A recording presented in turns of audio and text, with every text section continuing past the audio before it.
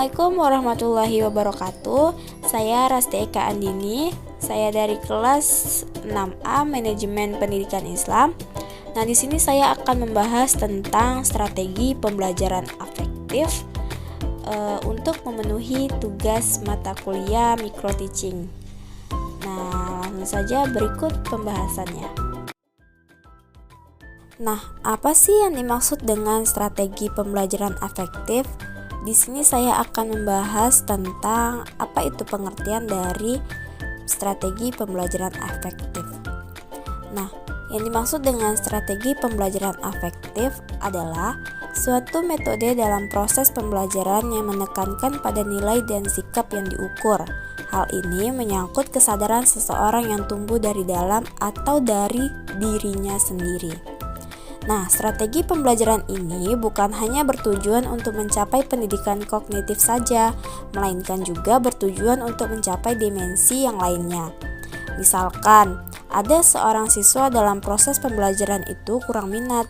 Nah, hal yang dapat dilakukan oleh seorang guru yaitu dengan menggunakan berbagai macam strategi pembelajaran afektif yang bervariasi, yang bisa memancing minat serta kemauan siswa dalam proses pembelajaran.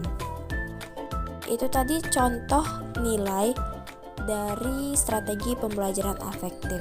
Nah, bagaimana sih contoh sikap dalam strategi pembelajaran afektif ini? Nah, kita ambil misalkan contohnya itu seorang siswa mempunyai pengetahuan dan dapat memberikan penjelasan dari berbagai sudut bahwa mencuri tidak baik dan dilarang oleh norma apapun termasuk norma agama. Nah, akan tetapi sikap negatif terhadap perbuatan mencuri baru bisa kita lihat dari tindakan nyata bahwa walaupun ada kesempatan untuk mencuri, ia tidak akan pernah melakukannya. Nah, mungkin cara kita menilai dari sikap itu tadi dari tindakan nyata dari siswa kita nantinya. Kita lihat bagaimana, apakah yang siswa ketahui bahwa mencuri itu tidak baik, apakah dia akan tetap melakukannya di saat ada kesempatan atau tidak. Nah, itu tadi pengertian dari strategi pembelajaran afektif. Nah, selanjutnya apa saja sih prosedur atau langkah-langkah dari strategi pembelajaran afektif ini?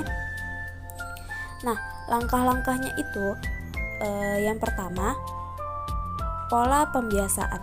Dalam proses pembelajaran di sekolah, baik secara disadari maupun tidak, guru dapat menanamkan sikap tertentu kepada siswa melalui proses pembiasaan.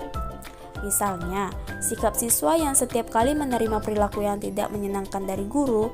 Satu contoh kita ambil, misalnya mengejek atau menyinggung perasaan anak. Maka lama-kelamaan akan timbul perasaan benci dari anak yang pada akhirnya dia juga akan membenci pada guru dan mata pelajarannya. Nah, untuk mengembalikan sikap positif tersebut bukanlah pekerjaan yang mudah. Tapi ada satu cara yang dapat kita lakukan. Misalnya, setiap kali anak berprestasi yang baik diberikan penguatan atau reinforcement dengan cara memberikan hadiah atau perilaku yang menyenangkan. Lama-kelamaan anak berusaha meningkatkan sikap positifnya.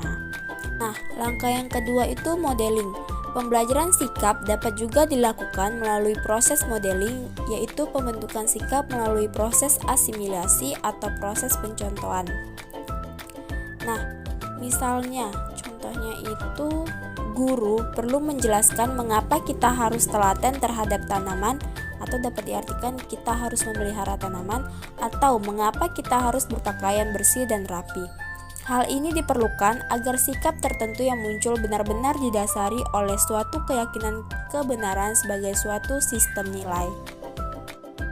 Selanjutnya, dalam strategi pembelajaran sudah pasti ada kelebihan dan kekurangannya. Nah, apa saja sih kelebihan dari strategi pembelajaran afektif ini? Yang pertama, mengajak siswa untuk mengklarifikasi dan mengungkapkan dirinya. Yang kedua, membina, meningkatkan serta mengembangkan masalah afeksi melalui cara yang wajar dan sesuai dengan potensi diri yang bersangkutan. Yang ketiga, membawakan dunia emosional atau afeksi dalam pembelajaran serta melatih siswa untuk melakoninya sehingga dapat mengalami sendiri. Yang keempat, melatih dan membina perbaikan kehidupan atau sosial. Yang kelima, membentuk dan mengembangkan sikap-sikap konstruktif positif.